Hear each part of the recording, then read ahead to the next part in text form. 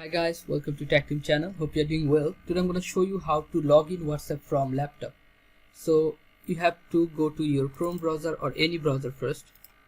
Right here web.whatsapp.com and you will find this page. Okay, hold a second, this is loading.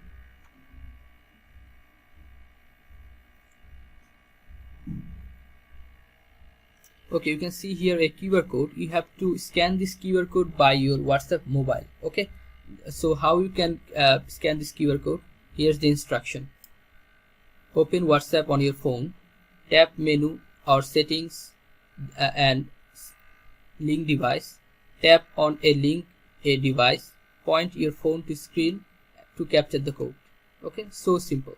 So this is how you can log in WhatsApp from laptop. If you find this video helpful, then give a thumbs up and don't forget to subscribe the channel. Thank you so much for watching the video.